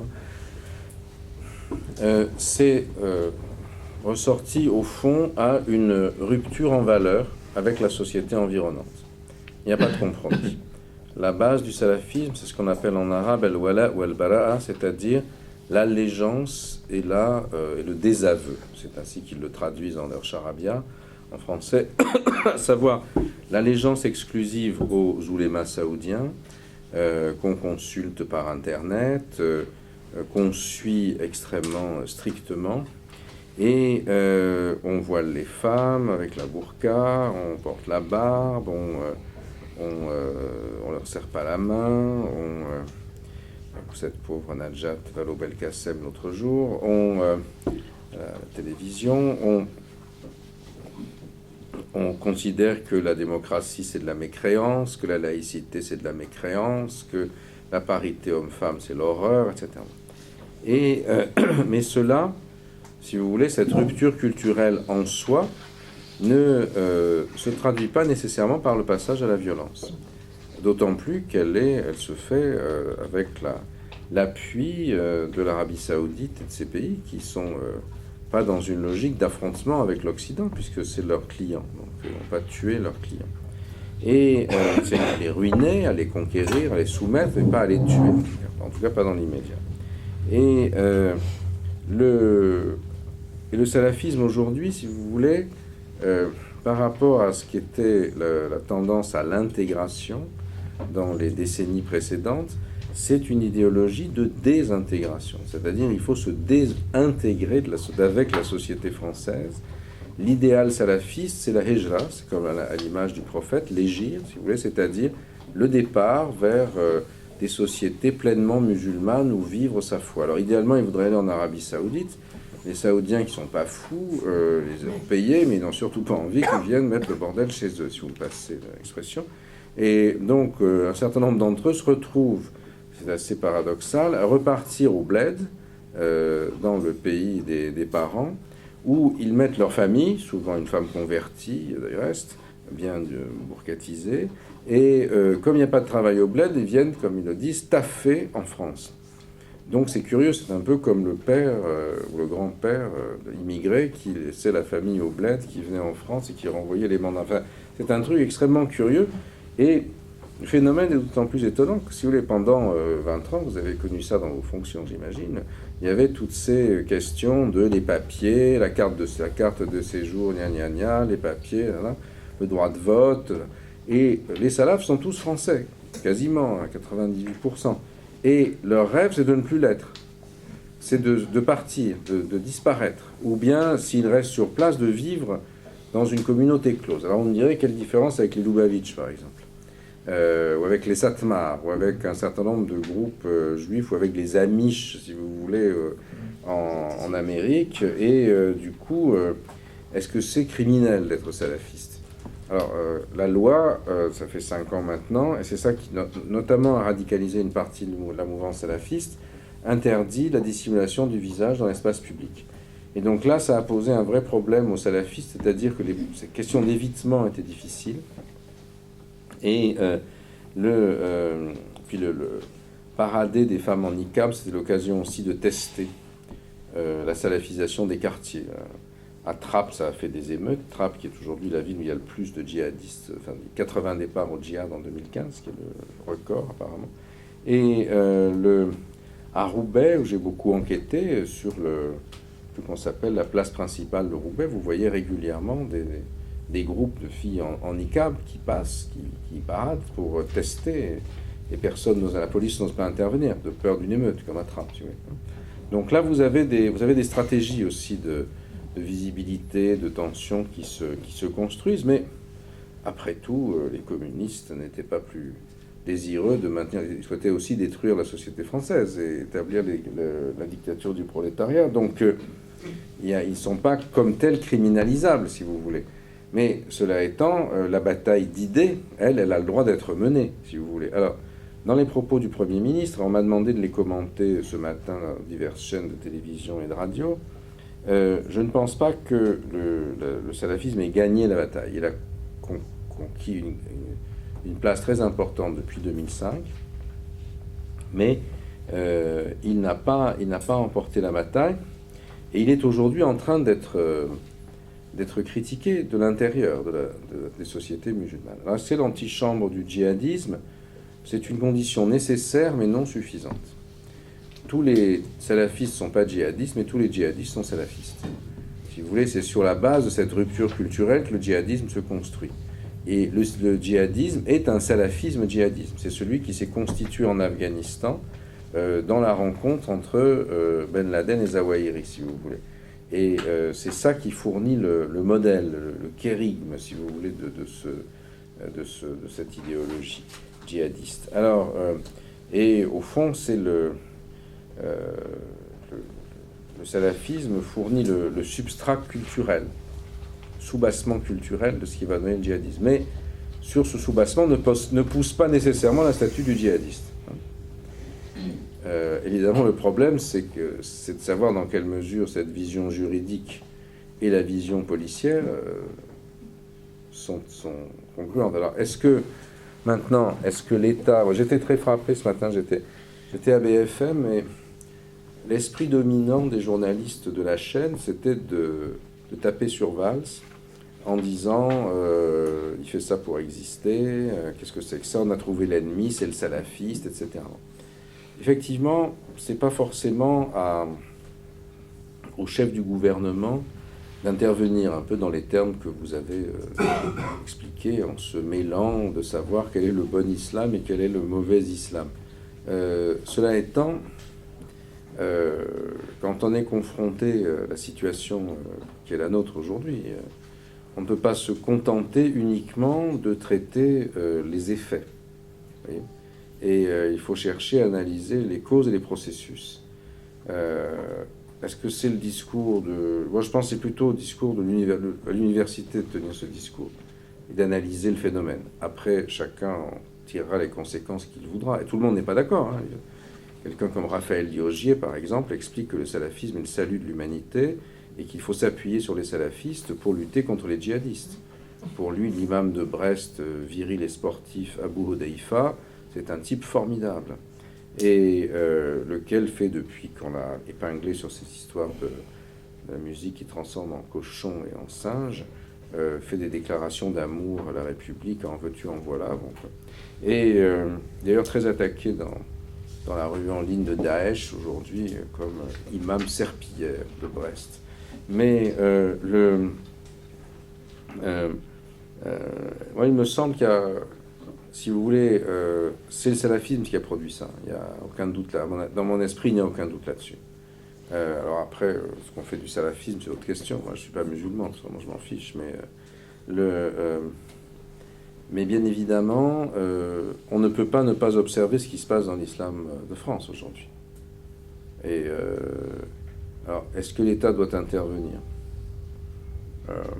L'État, de toute façon, s'efforce d'organiser. Parce qu'il doit gérer le culte. Enfin, il ne doit pas gérer le culte, mais il doit veiller à ce que le culte se déroule dans le cadre du respect de l'ordre public. Et là on est sur une frontière, indéniablement.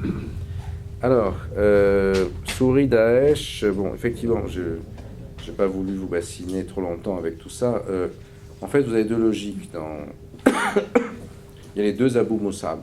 Abu Musab Souris, qui va être l'idéologue qui va, si vous voulez, rendre compte de ce qui se passe d'ici à la Syrie, si je puis dire. Et puis la logique, en fait, l'arcature du califat daéchien, qui est l'arcature irakienne, elle est faite de cette espèce de fusion contre nature entre les officiers baassistes qui auparavant torturaient les islamistes qui mettaient dans les locomotives, hein, et les gars de Daesh, sur la base de l'union entre sunnites face aux chiites qui vont tous les massacrer. Vous voyez ? Alors la question qui se pose, c'est justement quelle est la marge de liberté, par exemple, laissée à un Abaoud ou à un Koulibaly par rapport à des instructions qui viendraient de Mossoul ou de Raqqa. On ne sait pas très bien. Mon sentiment, c'est que la ligne générale est définie, les volontaires se manifestent, et c'est eux à qui est laissée une grande part de l'exécution. Vous voyez, si on compare le 11 septembre au 13 novembre, par exemple, 13 novembre, vous avez donc non seulement Slab Deslam qui fuit, mais Abaoud aussi. Abaoud, il jette même sa ceinture explosive. Et finalement, il trouve sa cousine ex-droguée et un peu légère qui va voir son dealer qui lui propose la planque, le squat sordide. Entre-temps, il dispute à des roms, des abris de branchage sur les talus de la 86. Ça ne ressemble pas vraiment au 11 septembre, si vous voulez, où tout est organisé comme un service secret. Et vous savez qu'Abaoud est revenu sur les lieux. Dans le monde de BFM, effectivement, le président de la République n'a eu de cesse que d'être présent une demi-heure après pour être filmé, avec tout le gouvernement. Abaoud est revenu à côté. Heureusement qu'il s'était débarrassé de ceinture explosive. Imaginez que le gars était bien formé, il se faisait exploser et il ne restait plus que Gérard Larcher, qui était le seul qui n'avait pas été convoqué. Donc, c'est pas drôle du tout. Et là, on a quand même quelque chose qui donne le sentiment que c'est cette bande qui a pris en main et que les logiques du banditisme qui sont tellement prégnantes à Molenbeek, où vous avez... j'ai fait une interview là dans Marianne, qui est encore en vente en ce moment, qui m'a valu quelques ennuis d'ailleurs, et où on m'a demandé... J'ai essayé de montrer que Molenbeek avait une somme de caractéristiques qui n'existaient pas en France. Il y a des bouts de Molenbeek un peu partout, mais il n'y a rien à ce point-là, c'est-à-dire à la fois avec ancienneté du trafic de kiff, armes, communauté fermée RIFEN, très solidaire, qui a lutté toujours contre les oppressions de toutes sortes, porosité avec le djihadisme. Les assassins du commandant Massoud venaient de Molenbeek, ça date de 2001, donc ça fait quand même un moment. Et puis, et surtout, l'absence d'État en Belgique, avec le bourgmestre qui a fait venir... parce qu'on vote aux élections locales, donc qui a fait venir tout le monde pour avoir des voix, qui a laissé se construire monter toutes les mosquées salafes possibles sans rien faire, qui avait d'ailleurs l'un des frères Abdeslam comme, on n'est pas responsable de ses frères, mais comme un de ses principaux conseillers, son conseil municipal, et qui avait des pouvoirs de police. La rumeur à Bruxelles, c'est que la raison pour laquelle la police fédérale ne prévient plus la police locale, c'est qu'autrefois, la police locale prévenait les djihadistes quand il y avait des descentes. Donc quand vous avez ce système, quand même, on a l'impression qu'il y a un gros dysfonctionnement. Même si les services français ont raté la révolution culturelle de 2005 dans le djihadisme, on n'en est pas là. Quand il y a eu Lunel, tout le monde s'est déplacé, Cazeneuve, etc.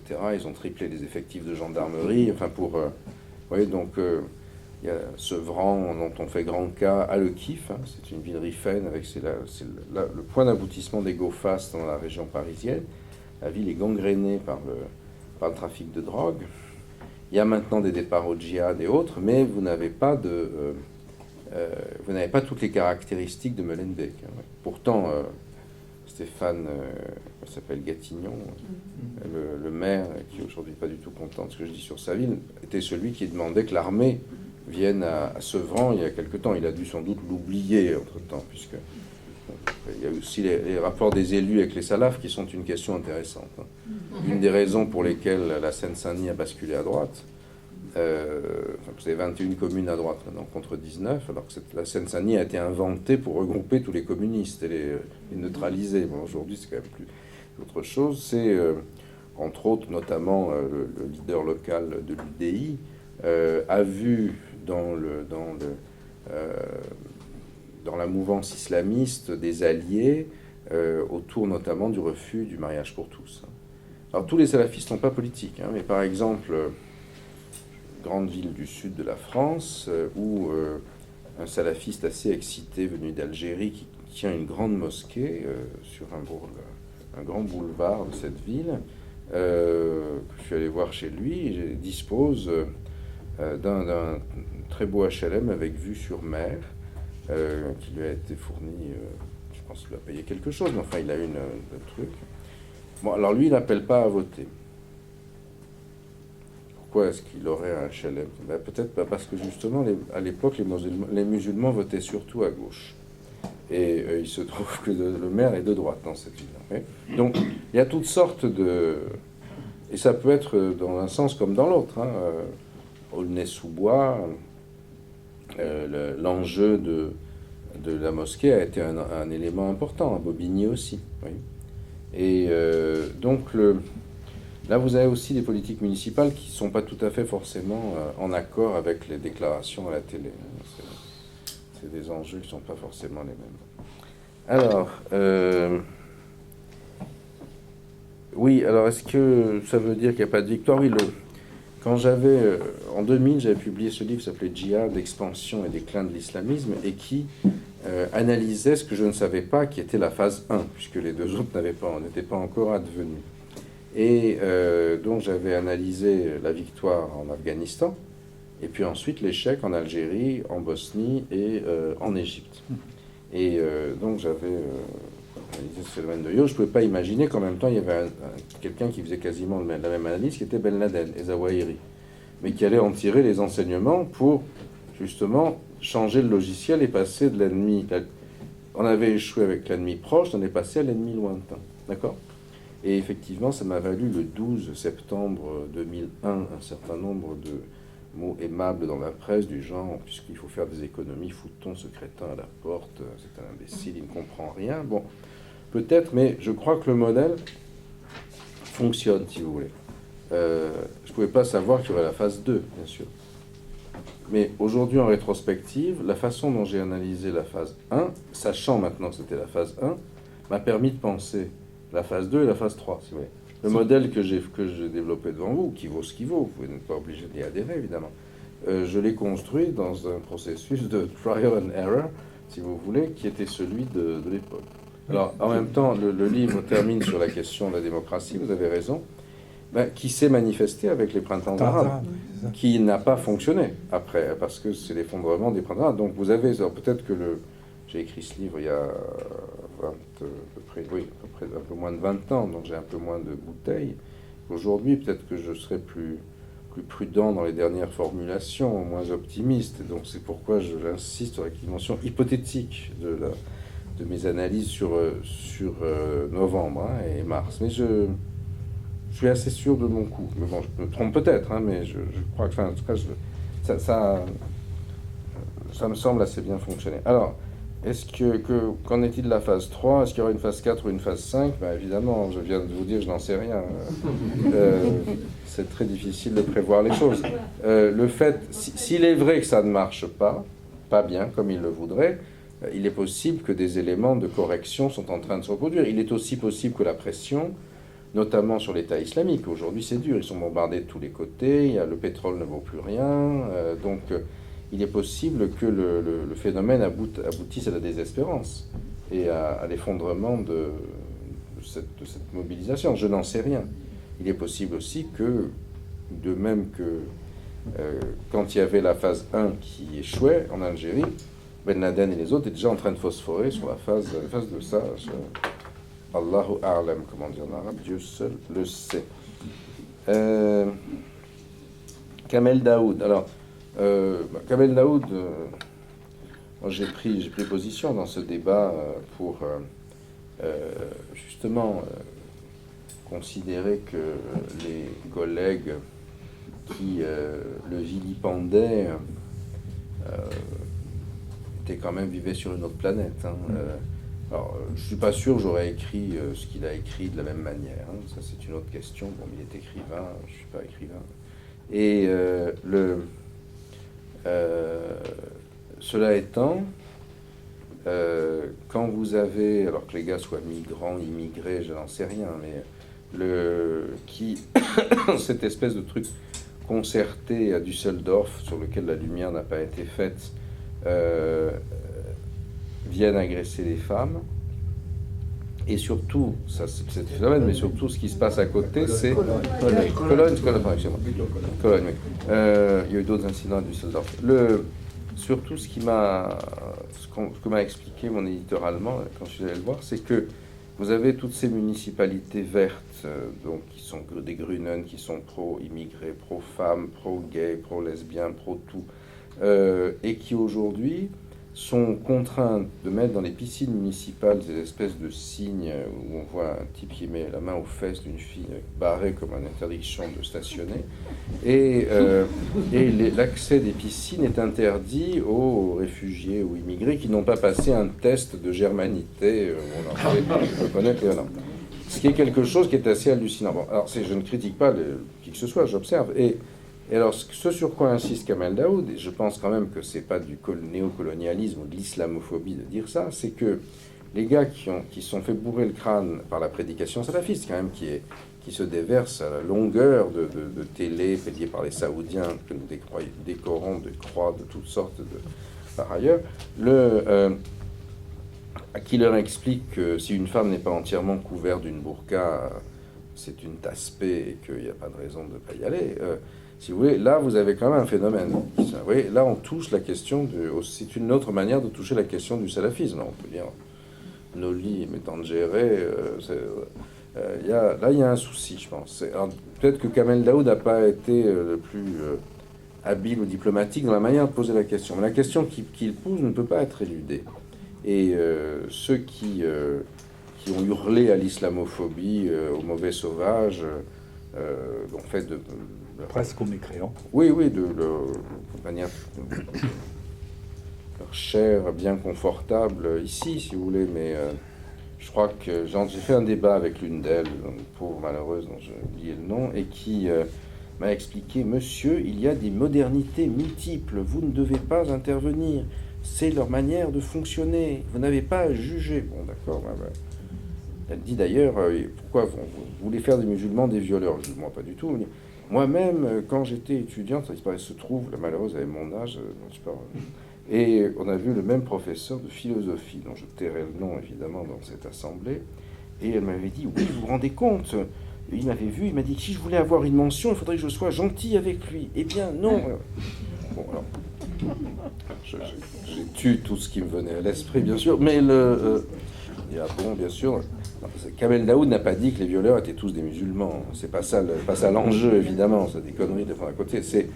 Il a posé la question du fait que des individus arrivent dans une société en ayant été formatés mentalement et intellectuellement par des prédicateurs pour lesquels une femme qui n'est pas en burqa dans la rue est une salope, disons. Et qu'il n'y a pas à se plaindre. C'est des histoires de piscine, des filles étaient poursuivies jusque dans les toilettes, ce qui a donné des incidents graves. Alors, après, encore une fois, moi, j'aurais pas formulé les choses comme ça, personnellement, mais c'est pas pour ça que le débat doit prendre. Et l'islamophobie dans cette affaire, si vous voulez, c'est le tabou. C'est si vous voulez, c'est ça qui m'a opposé à Roy, notamment, pour lui, c'est radicalisation, donc islamisation de la radicalité. La radicalisation, c'est le fourre-tout qui empêche de penser ce qui est en train de se produire à l'intérieur de l'islam. Et qui dit c'est pareil avec les brigades rouges. Or, il se passe vraiment quelque chose à l'intérieur de l'islam. Il y a une bataille actuellement pour l'hégémonie sur les discours islamiques sunnites, très clairement. Et une bataille chiite-sunnite, par exemple, et elle nous concerne. L'État est laïque, mais nous, elle nous concerne. Nous sommes aussi leurs concitoyens, d'une certaine façon. Et ça, c'est un premier élément. Deuxième élément, donc on ne touche pas parce que ça nous est interdit à nous, les mécréants, de voir ce qui se passe. Ça nous concerne un peu, il y a eu quand même pas mal de morts. Non? Et deuxième question, oulala, si on a une posture critique, islamophobe. Ça, c'est inventé par les salafs, si vous voulez, les autres, pour dire, surtout ne vous mêlez pas si ouvert et ne vous occupez pas de la lutte pour l'hégémonie que nous menons. Alors, est-ce que Valls aurait dû, il peut penser ça, est-ce que comme Premier ministre, il aurait dû dire ça de cette manière-là, peut-être, et puis surtout, je crois qu'il a, je sais pas pourquoi il a dit qu'ils étaient en train de gagner. au début, il a dit ils sont que 1%, mais il y a un déferlement de machin, de web, etc. Et c'est vrai, ça. Pour faire peur. Mais je ne pense pas qu'ils aient, justement, je pense pas qu'ils soient en train d'acquérir l'hégémonie. C'est un trend qui veut l'hégémonie, mais justement, depuis le 13 novembre, peut-être je me trompe, je pense que c'est en train de s'inverser. C'est la même chose, la déchéance de nationalité pour les binationaux, si vous voulez. Débat qui a été enterré dans la confusion totale du président de la République. Mais nos compatriotes musulmans se font traiter d'apostats par les gars de Daesh qui veulent les tuer pour apostasie. De l'autre côté, on dit attention, binational, donc celui-là, on le déchoit de la nationalité française. Donc il n'est pas français.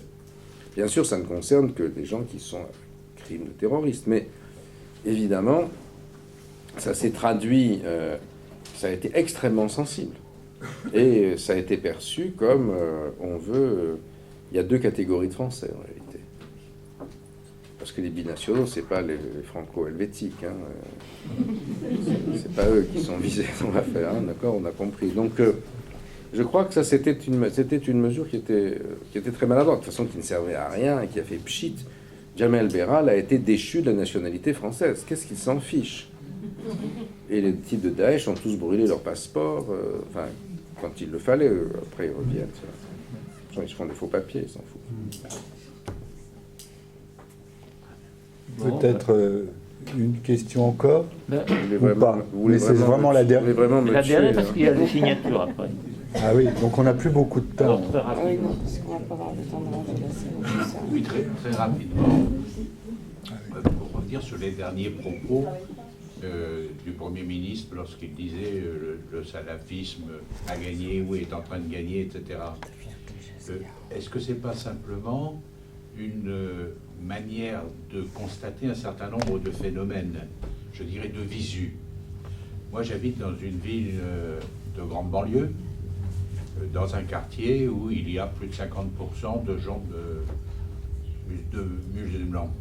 Depuis 40 ans, je suis dans ce quartier. Il y a 40 ans, il y avait pratiquement, il n'y avait aucune femme avec un voile. Oui. Aujourd'hui, si vous allez au marché dans ce quartier, le jeudi matin, je vous y invite, il y en a à peu près 70 à 80% qui portent le voile dans ce quartier-là. On sait comment ça s'est produit. Parce que quand on a vécu pendant 40 ans, qu'on a été prof en plus dans le collège ou en plein milieu de ce quartier-là, on a vu comment les choses ont évolué. Et on a vu le rôle que jouent, alors est-ce que ce sont les salafistes, en tout cas des prosélytes? Il suffit d'une cage d'escalier où vous avez la quasi-totalité des appartements qui sont occupés par des musulmans, et que dans cette cage d'escalier, vous ayez une famille qui a un prosélytisme, je dirais, particulièrement dynamique. En 2 ans, toutes les femmes sont voilées. Oui, il y a une très forte pression sociale. Celle qui résiste, il lui faut beaucoup de courage. Parce qu'elle est insultée, parce que ceci, parce que cela. Alors, est-ce que c'est ça le salafisme du tous les jours qui avancerait, Et est-ce que défendre les droits des femmes, effectivement, comme vous l'avez dit tout à l'heure, au nom des droits universels, c'est faire de l'islamophobie? Ben voilà quoi. D'accord, merci. Je crois qu'on peut plus tellement. Il est. Excusez. Bon, alors, Il est on va- 8h27. Je vais dire juste un mot. Non, vous avez. vous répondez là. Oui, bien sûr. Bon. Ce phénomène est réel. C'est ce que j'appelle les marqueurs de la salafisation, si vous voulez, dans ce livre et dans d'autres. J'étais comme vous, enfin, je n'ai pas habité là où vous habitez, mais c'est quelle ville? C'est pas indiscret. Melun. Voilà. Oui, c'est ça, oui. J'ai fait, en 87, j'ai publié un bouquin qui s'appelait Les banlieues de l'islam, qui était le premier livre, je crois, sur l'islam en France. Et j'ai pas mal bourlingué en France à ce moment-là. Et effectivement, là, quand j'y suis retourné, j'ai fait autre chose entre-temps, mais je suis retourné beaucoup depuis 2010, puisque j'ai fait banlieue de la République à Clichy-Montfermeil. J'ai passé 1 an sur place. J'ai passé 93, Passion française et celui-là. Donc là, j'ai vu la transformation. Et les marqueurs de la salafisation sont présents partout. Il n'y a aucun doute là-dessus. est-ce qu'ils ont gagné? Je pense que c'est un peu tôt pour le dire. Parce que je crois qu'il y a un problème, il y a quelque chose qui s'est produit. Il faut l'analyser et le dire. Mais que le Premier ministre dise ils ont gagné, comment dire, je ne voudrais pas dire comme autrefois, il ne faut pas désespérer Billancourt, mais voilà. Oui, c'est ça. Et or, un Premier ministre qui dit on a perdu, dans un contexte comme celui-ci, il y a peut-être une arrière-pensée qui n'est pas purement épistémologique, si j'ose dire. Donc, je pense que il y a peut-être eu une question de communication. Bien. Je crois qu'on peut remercier